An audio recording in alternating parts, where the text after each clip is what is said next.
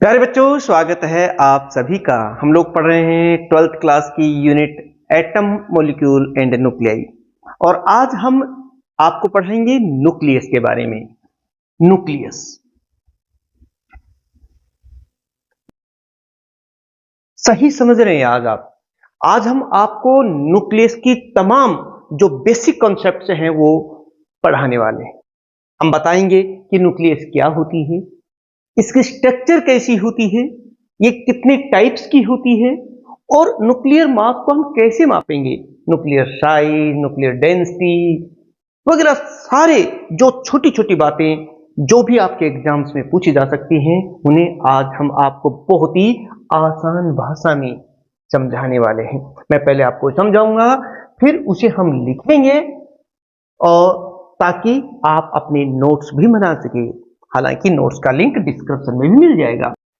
प्यारे बच्चों, पिछले लेक्चर में हमने आपको एटम की स्ट्रक्चर के बारे में बताया था और जिसमें बताया था कि एटम के सेंटर में एक छोटा सा हिस्सा होता है जिसे हम सेंट्रल कोर कहते हैं, जिसमें उस एटम का लगभग सारा मास, मैं लगभग बात कर रहा हूं, एंड सारा का सारा जो पॉजिटिव चार्ज है वो कॉन्सेंट्रेटेड होता है और उसी के चारों तरफ ये जो इलेक्ट्रॉन्स हैं वो रिवॉल्व करते हैं।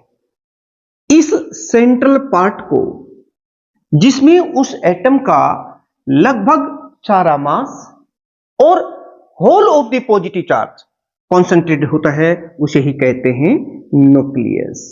आज हम इसी न्यूक्लियस की ही बात करेंगे, यानी कि ये है हमारी न्यूक्लियस, एटम की न्यूक्लियस। इसके इर्द गिर्द आज हम घूमेंगे। अभी तक आपको पता चल गया कि the central core of the atom where whole of the positive charge and most of the mass is concentrated in very small region is called nucleus. It was discovered by Rutherford by performing an experiment, alpha particle scattering experiment, in 1911. In nucleus the neutron and proton remain present. These are called nucleons. हम इसकी भी बात करेंगे, लेकिन पहले nucleus के बारे में लिख लेते हैं, क्योंकि हम लिखते जाएंगे समझते हुए, तभी तो हमारा आर्टिकल बहुत बढ़िया बनेगा। तो चलिए बात कर लेते हैं न्यूक्लियस होती क्या है। क्या लिखेंगे हम इसके बारे में? The central core of atom where whole of the positive charge and most of the mass is concentrated का मतलब इकट्ठा होना in very small region called nucleus. इसे ही न्यूक्लियस कहते हैं।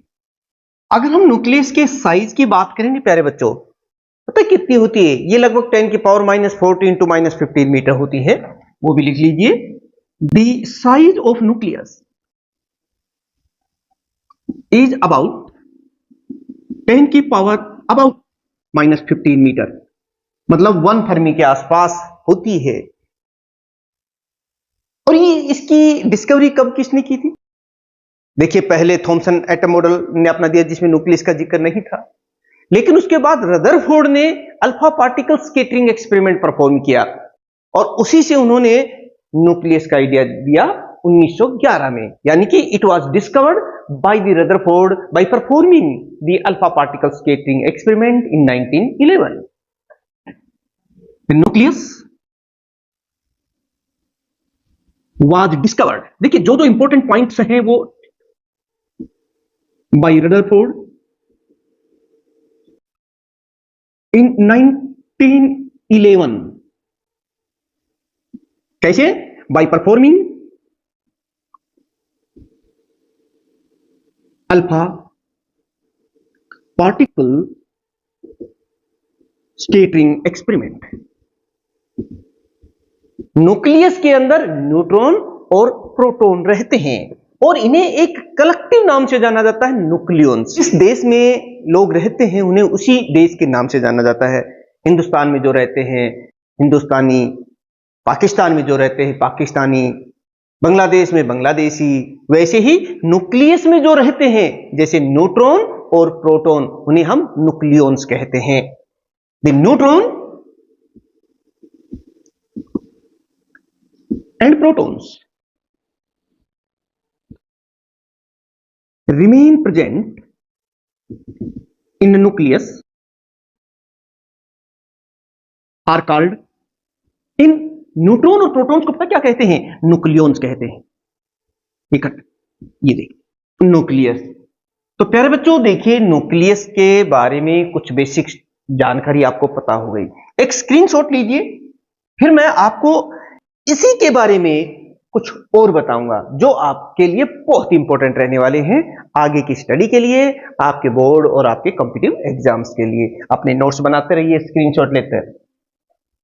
तो प्यारे बच्चों अब आप कहेंगे सर इससे पहले कि हम न्यूक्लियस के बारे में जाने, ये न्यूट्रॉन और प्रोटॉन होते क्या है, इन पर कितना चार्ज होता है, कितना मास होता है, थोड़ा सा इनके बारे में भी बता दीजिए। बिल्कुल सही, मैं बता देता हूं आपको। देखिए प्रोटॉन, थोड़ा सा कंपैरिजन भी आपको हो जाएगा, और न्यूट्रॉन। चार्ज की बात कर लेते हैं। चार्ज, किन पर चार्ज कितना होता है? प्यारे बच्चों प्रोटॉन्स पर 1 यूनिट पॉजिटिव चार्ज होता है, यानी कि कितना? प्लस 1.6 इंटू 10 की पावर -19 कूलम, इतना चार्ज होता है। प्यारे बच्चों इलेक्ट्रॉन्स पर भी प्रोटॉन के बराबर ही चार्ज होता है, लेकिन नेगेटिव होता है। खैर आज हम उनकी बात नहीं करेंगे क्यों, वो तो न्यूक्लियस के चारों तरफ घूमते हैं। आज तो हम न्यूक्लियस की ही बात करने वाले हैं। तो प्रोटॉन पर तो चार्ज का पता चल गया। न्यूट्रॉन पर कितना चार्ज होता है? कोई चार्ज नहीं होता, ये न्यूट्रल होते हैं, यानी कि इन पर नो चार्ज, कोई चार्ज नहीं होता न्यूट्रॉन्स पर। अब इनके मास की भी बात कर लेते हैं। प्यारे बच्चों देखिए प्रोटॉन पर जो मास होता है वो होता है 1.6726 इंटू 10 की पावर -27 किलोग्राम, ठीक है। और न्यूट्रॉन पर आप सोच रहे हैं इस पर कोई मास भी नहीं होता, नहीं, ये सबसे ज्यादा हैवी पार्टिकल्स होते हैं। इन पर मास कितना होता है? 1.6749 इंटू 10 की पावर -27 किलोग्राम। आप समझ गए कि न्यूट्रॉन पर जो मास होता है वो प्रोटॉन से थोड़ा सा ज्यादा होता है। ये देखिए, तो प्रोटॉन और न्यूट्रॉन्स में अगर मास में हम कंपैरिजन करें तो न्यूट्रॉन थोड़ा भारी पड़ता है, और चार्ज की जब बात करें तो प्रोटॉन पर तो 1 यूनिट पॉजिटिव चार्ज होता है, लेकिन न्यूट्रॉन पर कोई चार्ज नहीं होता। अब इनके सिंबल की भी बात कर लेते हैं प्यारे बच्चों। इन्हें हम लिखेंगे कैसे? जैसे प्रोटॉन है, प्रोटॉन को हम ऐसे लिखेंगे, जैसे ये हाइड्रोजन का है ना, तो इसको 1 पॉजिटिव चार्ज और इस पर 1 यूनिट मास होता है। ये सिंबल हो गया, खाली हम इसको H भी लिख देते हैं। वैसे ये हाइड्रोजन एटम की न्यूक्लियस हो गई। लेकिन अगर हम न्यूट्रॉन की बात करें तो न्यूट्रॉन को तो ऐसे लिखेंगे, चार्ज तो इस पर कोई होता ही नहीं है, यहां चार्ज का सिंबल होता है और यहां मास होता है। इस तरीके से हम इन्हें लिख सकते हैं, ठीक है प्यारे बच्चों।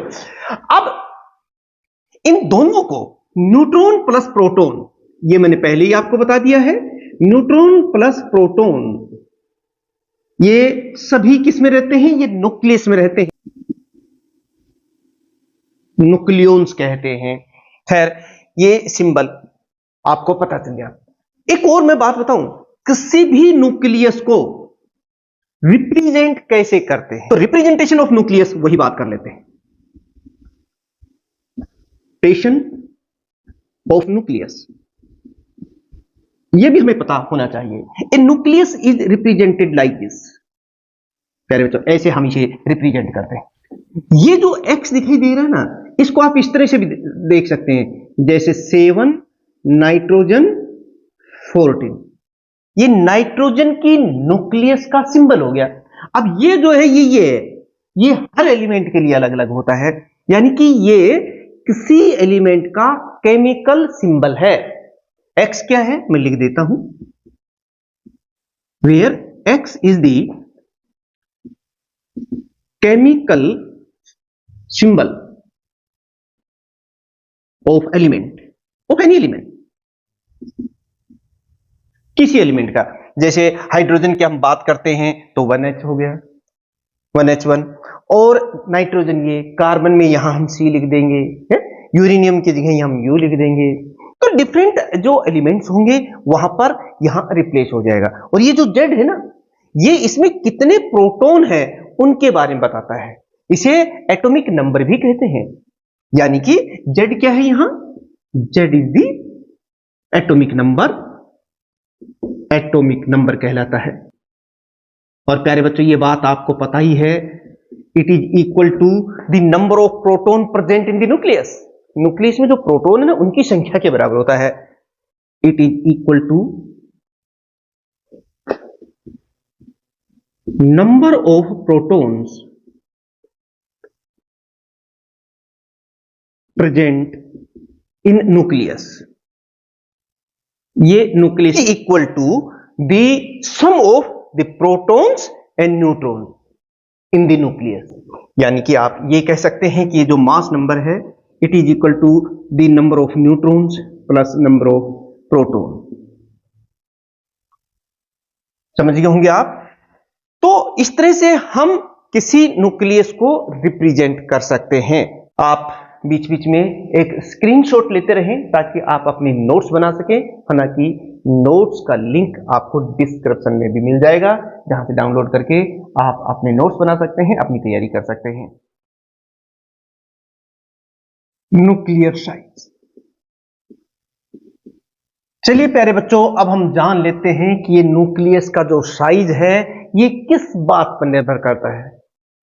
प्यारे बच्चों, जाहिर है कि ये डिपेंड करता है कि किसी न्यूक्लियस में कितने न्यूट्रॉन और प्रोटॉन प्रेजेंट है, मतलब उसमें न्यूक्लियॉन्स कितने हैं, ये इसी बात पर निर्भर करता है। जैसे सपोज करिए बैलून लो आप और उसमें आप आयरन बॉल डालते चले जाओ ऐसे, तो जितने आयरन बॉल उसमें डाल दोगे उतना ही उसका जो साइज है वो ज्यादा होता चला जाएगा।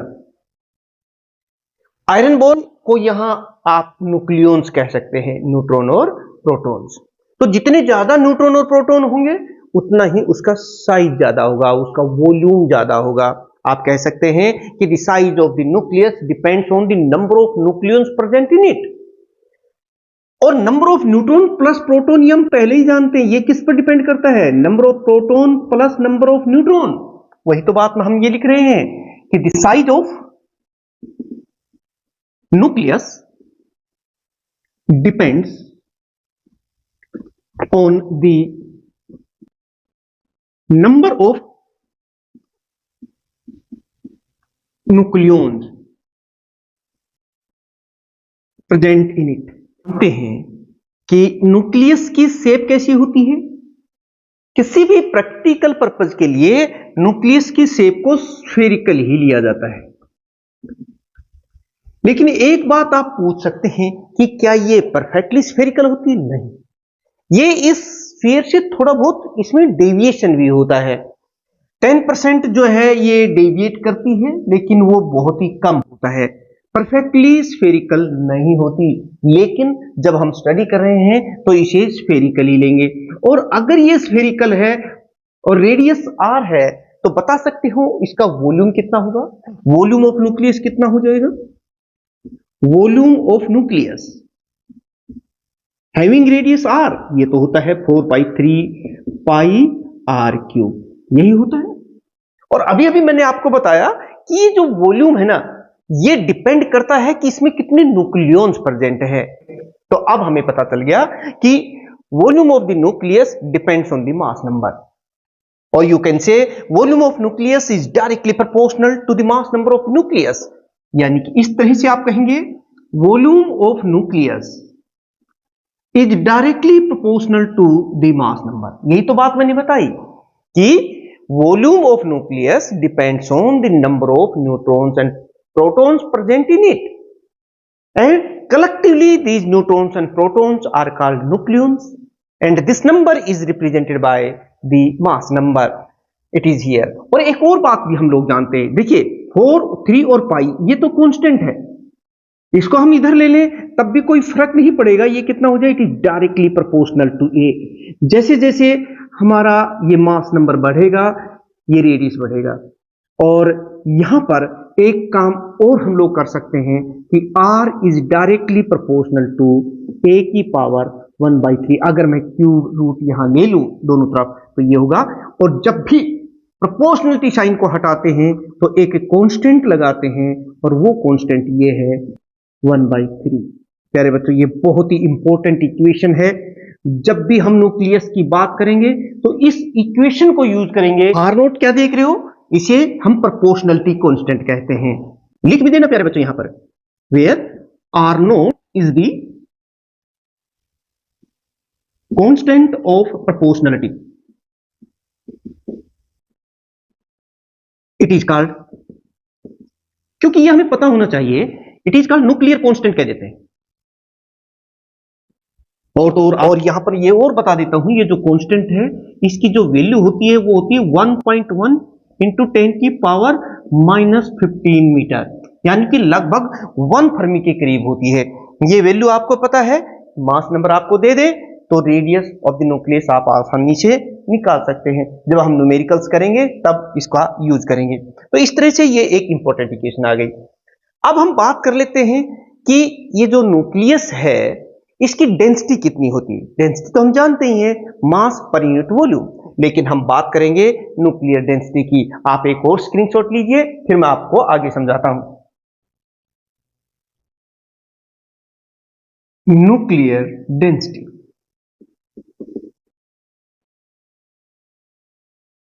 प्यारे बच्चों जैसा कि मैंने आपको बताया, डेंसिटी होती है मास पर यूनिट वॉल्यूम। फिर न्यूक्लियर डेंसिटी क्या होगी, the mass per unit volume of the nucleus is called nuclear density. मतलब न्यूक्लियस के मास को न्यूक्लियस के वॉल्यूम से डिवाइड कर दें तो न्यूक्लियर डेंसिटी आ जाएगी। वही तो बात यहां लिख रही है कि the mass per unit volume of nucleus is called nuclear density.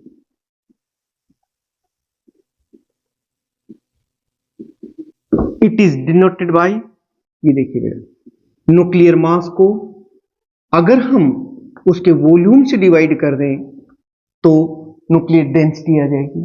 अब न्यूक्लियर मास कैसे निकालें, हम जानते हैं कि न्यूक्लियस के अंदर कौन कौन रहते हैं, न्यूट्रॉन और प्रोटॉन रहते हैं। थोड़ी देर पहले मैंने बताया था कि न्यूट्रॉन का मास प्रोटॉन से थोड़ा ज्यादा होता है। अगर हम इन दोनों के मास को जोड़ के 2 से भाग दे दें तो एवरेज मास आ जाएगा। वही मैं यहां लिख लेता हूं, let us suppose that if m is the average mass of nucleons कह दिया, क्योंकि न्यूट्रॉन का थोड़ा ज्यादा होता है, प्रोटॉन का थोड़ा सा ही कम होता है, लेकिन ये उन दोनों का एवरेज मास ले लिया। अब हमें तो न्यूक्लियस का मास निकालना है।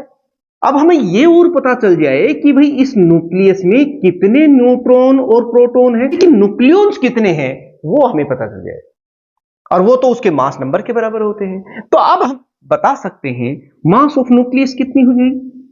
मास ऑफ न्यूक्लियस, देखिए एक न्यूक्लियॉन का मास m है और कितने न्यूक्लियॉन से है, a के बराबर। भाई मास नंबर क्या होता है, it is equal to the sum of the number of protons and number of neutron. वही तो हमने लिख किया, ये मास आ गया है। और वॉल्यूम ऑफ द न्यूक्लियस हम पहले से ही जानते हैं, जब रेडियस इतना है r तो फिर इसका वॉल्यूम कितना होगा, volume of nucleus, volume of nucleus ये हो जाएगी 4/3 पाई r क्यूब, यही है ना। फिर तो हम न्यूक्लियर डेंसिटी निकाल सकते हैं। न्यूक्लियर डेंसिटी कितनी आ जाएगी, न्यूक्लियर मास कितना है m इंटू ए, ये हमने लिख दिया m into A, divided by volume of the nucleus, वो भी लिख दीजिए, वो कितनी हो जाएगी 4/3 पाई r क्यूब। और अभी अभी मैंने एक इंपॉर्टेंट रिलेशन आपको बताया था, मैंने कहा था इसे न्यूक्लियर इक्वेशन कह सकते हैं, और वो क्या है, R equal to R naught A की पावर 1/3। ये देखिए, तो इस R के स्थान पर हम ये रेडियस की जो वैल्यू है ये वाली ये रख देते हैं। आप भी रख दीजिए, मुझे पता है कुछ सिंसियर स्टूडेंट्स साथ साथ लिख रहे हैं, अपना नोट्स बना रहे हैं, और साथ ही साथ उनका ये टॉपिक तैयार हो जाएगा।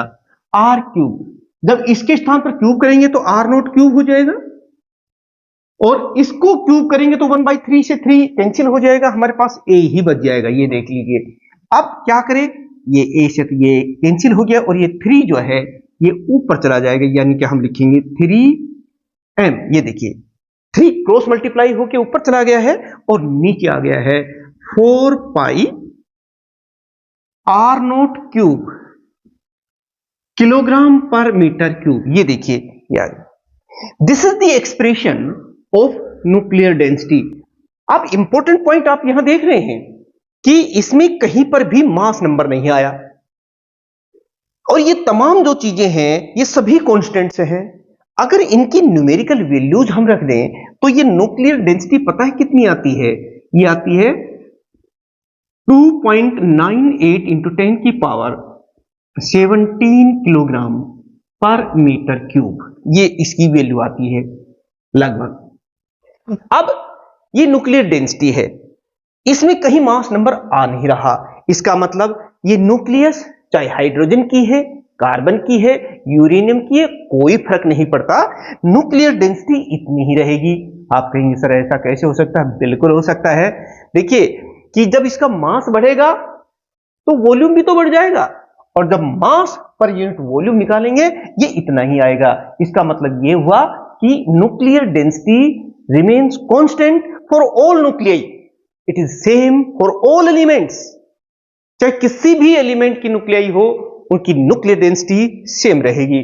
और सबसे बड़ी इंपॉर्टेंट पॉइंट यहां देखिए कि ऑर्डर ऑफ न्यूक्लियस कितना है, 10 की पावर 17 किलोग्राम पर मीटर क्यूब, जो बहुत ज्यादा है, यानी कि एक के आगे 17 जीरो,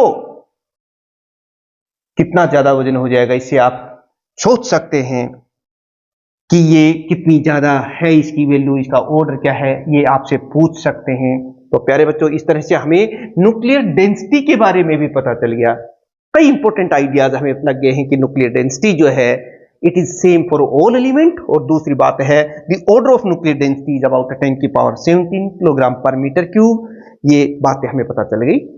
अब हम बात कर लेते हैं कि डिफरेंट टाइप्स ऑफ न्यूक्लियस कौन कौन सी होती हैं। हम इन न्यूक्लियस को अलग अलग कैटेगरी में रख सकते हैं, तो वो कौन सी हैं? आप एक स्क्रीनशॉट और लीजिए, फिर मैं आपको आगे समझाता हूं। क्लासिफिकेशन ऑफ न्यूक्लियस, यानी कि जो न्यूक्लियाई हम कैसे डिफरेंट ग्रुप्स में बांट सकते हैं, कैसे हम उन्हें क्लासिफाई कर सकते हैं। तो प्यारे बच्चों देखिए, हम न्यूक्लियस को डिफरेंट कैटेगरी में ऐसे बांट सकते हैं।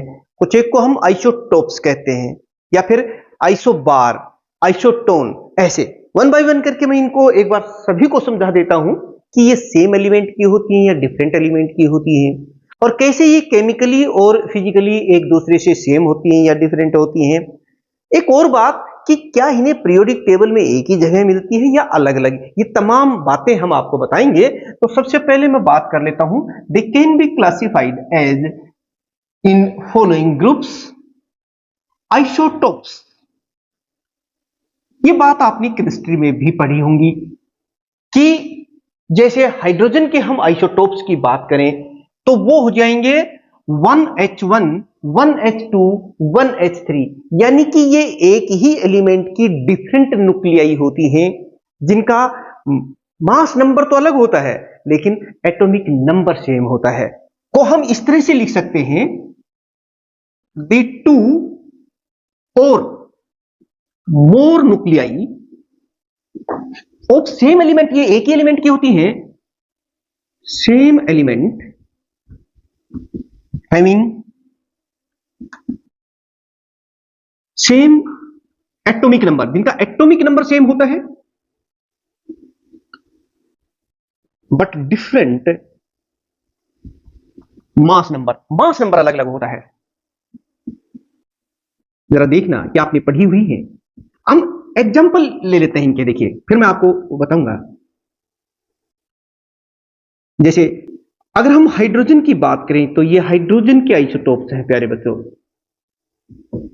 ये देखिए, ये एक ही एलिमेंट के हैं, इनका एटॉमिक नंबर सेम है बट मास नंबर डिफरेंट है। ये हाइड्रोजन के आइसोटोप्स हो गए। एक और एग्जांपल लेते हैं हीलियम के लिए, तो 2 हीलियम 3 और 2 हीलियम 4। यहां पर भी देखिए दोनों का एटॉमिक नंबर सेम है बट मास नंबर अलग है। ऐसे ही कार्बन के तो बहुत से अप्रूव होते हैं, आइसोटॉप्स होते हैं, जैसे 6 carbon 10, 6 carbon 11, 6 carbon 12, 6 carbon 13, 6 carbon 14 etcetera. ये सारे कार्बन के आइसोटॉप्स और भी हैं। तभी तो ऑर्गेनिक केमिस्ट्री बहुत ज्यादा हम पढ़ते हैं, क्योंकि इसके आइसोटॉप्स बहुत हैं, सारी कार्बन पर आधारित ही तो होती है। इनमें भी आप देख रहे हैं सभी के एटॉमिक नंबर सेम है और सभी के मास नंबर अलग अलग है। ये मोटी बात हुई। अच्छा, एक और बात अगर हम देखें कि ये एक ही एलिमेंट के हैं, इसलिए इन्हें पीरियोडिक टेबल में अगर आप ढूंढने लगेंगे ना तो ये एक ही जगह मिलेंगे, ये अलग अलग नहीं मिलेंगे। यानी कि isotopes are placed at the same place in the periodic table, क्योंकि एक ही एलिमेंट के हैं ये। यानी कि all isotopes are placed at same place in periodic table, एक ही टेबल। अच्छा, एक और चीज भी आपने पढ़ी है कि हमारी जितनी भी केमिकल प्रॉपर्टीज होती है ना, वो उसके एटॉमिक नंबर पर डिपेंड करती है, और जो उसकी स्ट्रक्चर है ना, जो शेप है, फिजिकल प्रॉपर्टी, वो उसके मास नंबर पर डिपेंड करती है। वो दिखने में कैसा दिखेगा, हैवी है ना, जो हैवी है वो अलग अलग मिलेंगे। तो इनको अगर आप देखेंगे तो फिजिकली तो ये आपको अलग नजर आएंगे, लेकिन केमिकली ये सेम है। मतलब इनकी केमिकल प्रॉपर्टी तो सेम है। एक आइसोटोप की मैं बात कर रहा हूं, इनकी जैसे एक एलिमेंट के जो आइसोटोप्स हैं उनकी, इन सब की केमिकल प्रॉपर्टी सेम है, क्योंकि वो एटॉमिक नंबर पर आधारित होती हैं, लेकिन फिजिकल प्रॉपर्टी इनकी सबकी अलग अलग मिलेंगी। वही पॉइंट मैं यहां पर लिख रहा हूं। They have same chemical property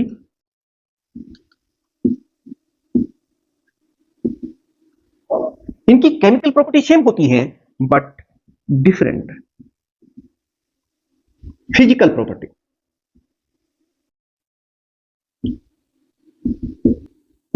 समझ में आया कि प्यारे बच्चों की आइसोटोप्स क्या होते हैं। ऐसे ही हम आपको आइसोबार की बात करते हैं कि आइसोबार्स क्या होते हैं। तो आप एक स्क्रीनशॉट और ले लीजिए, फिर मैं आपको आइसोबार्स के बारे में बताता हूं।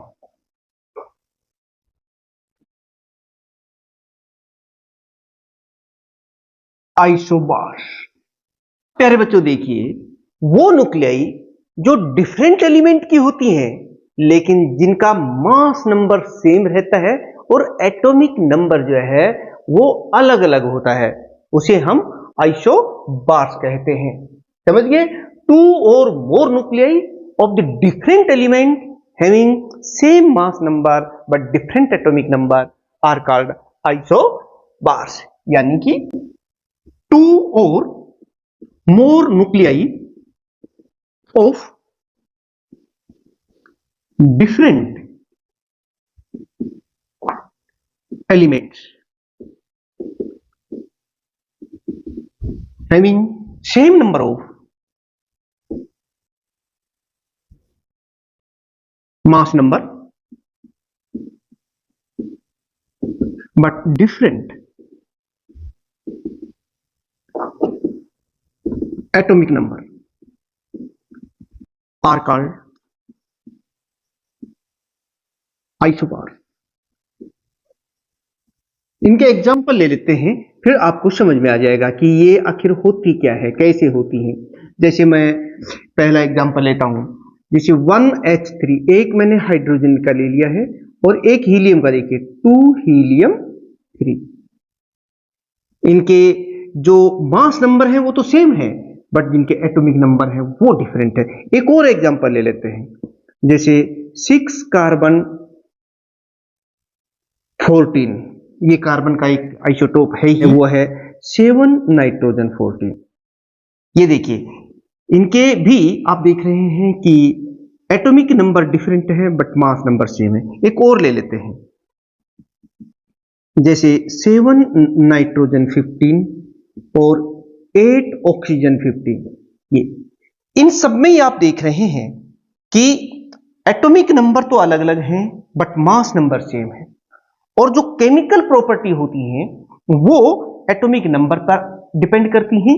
इसका मतलब इन आइसोबार्स की केमिकल प्रॉपर्टी तो अलग अलग होती है लेकिन दिखने में ये एक जैसे दिखते हैं, यानी कि इनकी फिजिकल प्रॉपर्टी सेम है।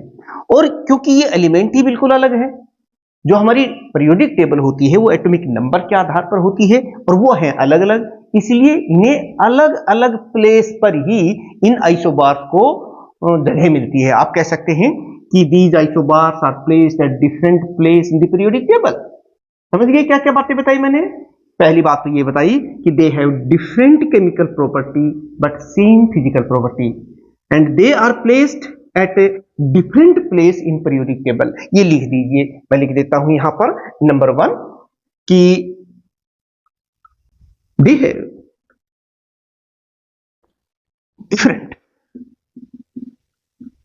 Different chemical property. देखिए, ये 1H3 और 2 हीलियम 3, इनकी केमिकल प्रॉपर्टी आपको बिल्कुल अलग मिलेंगी, different chemical properties but same, एक जैसे दिखने में ये एक जैसे दिखेंगे, same physical property.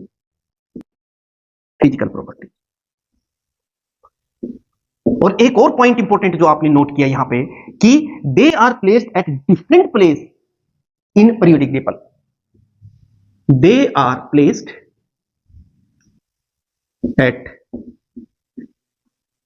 different place in periodic table। प्यारे बच्चों, इस तरह से आपको आइसोबार्स के बारे में पता चल गया।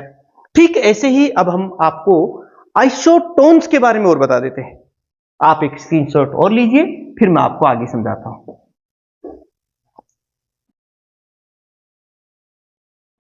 आइसोटोन्स, प्यारे बच्चों, ये वो हैं जो 2 और मोर न्यूक्लियाई हो सकती हैं, डिफरेंट एलिमेंट की होती हैं। इनका ना मास नंबर सेम होता है और ना ही एटॉमिक नंबर सेम होता है। फिर तो क्या चीज सेम होती है? सोचो, कुछ ना कुछ तो सेम है, वो है नंबर ऑफ न्यूट्रॉन्स। इनमें न्यूट्रॉन्स की संख्या सेम रहती है और ये केमिकल और फिजिकली भी एक दूसरे से बिल्कुल अलग होते हैं। इन्हें पीरियोडिक टेबल में भी अलग अलग जगह मिलती है। बस एक चीज इनमें कॉमन है, वो ये कि भाई इनमें न्यूट्रॉन सेम होते हैं। अब हमें पता चल गया कि 2 और more nuclei of different elements having same number of neutrons are called isotones. 2 or more nuclei of different elements having same number of neutrons are called isotons। कुछ एग्जांपल ले लें, आप सोच के बताइए। 1H3 कितने न्यूट्रॉन्स हैं इसमें? 2 और 2 हीलियम 4, इसमें कितने न्यूट्रॉन हैं? 2 प्रोटॉन है और 2 ही न्यूट्रॉन है। इसमें 1 प्रोटॉन है लेकिन 2 न्यूट्रॉन है, तो ये आइसोटोन्स होंगे। 1H3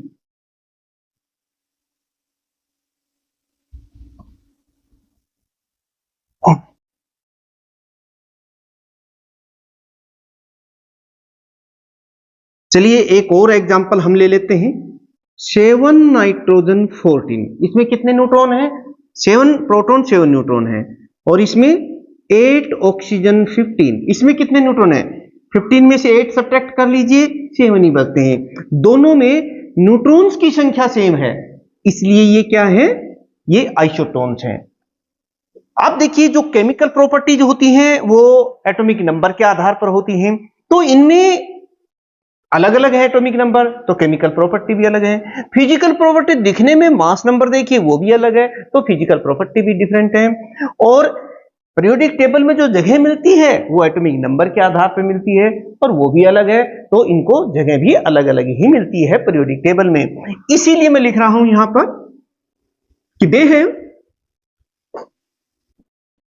different physical as well as chemical property. Chemical property यानी कि दोनों तरह की जो प्रॉपर्टीज वो अलग अलग होती है। पहला पॉइंट तो हमने ये नोट किया। अब दूसरा पॉइंट क्या नोट किया कि they are placed at different place in the periodic table. They are placed at different places in periodic table।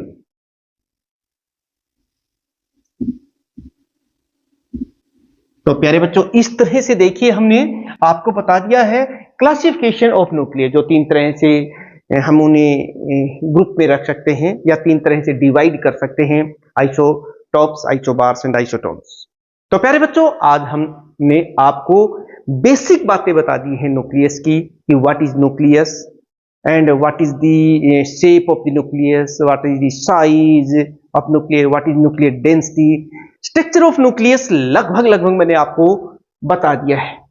Next जो हमारा लेक्चर रहेगा उसमें हम न्यूक्लियर फोर्सेज की बात करेंगे, जो बहुत बार आपके एग्जाम में पूछा जाता है, जिसमें हम बात करेंगे कि what are the nuclear forces and what are their different characteristics. उसके लिए आपको इन दोनों चैनल्स के साथ जुड़े रहना होगा, जिनका लिंक डिस्क्रिप्शन में दिया हुआ है। अगर आप पहली बार लेक्चर देख करके अपनी तैयारी कर रहे हैं या पहली बार आप वीडियो देख रहे हैं, तो फिर इन दोनों चैनल्स को सब्सक्राइब कर लीजिए, बेल आइकन प्रेस कर लीजिए, और आज पहले से ही आप रेगुलर और सिंसियर स्टूडेंट्स हैं तो लाइक और शेयर कर दीजिए, ताकि दूसरे स्टूडेंट्स का भी यहाँ बेनिफिट हो सके। तो प्यारे बच्चों ऐसे ही अपनी सेहत का ध्यान रखते हुए और अपना एम जो अपनी लाइफ के लिए बनाया हुआ है उसे ध्यान में रखते हुए ऐसे ही पढ़ते रहिएगा और आगे बढ़ते रहिएगा। मिलते हैं एक और इंपॉर्टेंट आर्टिकल के साथ, तब तक आप सभी स्टूडेंट्स का बहुत बहुत धन्यवाद। Thank you very much.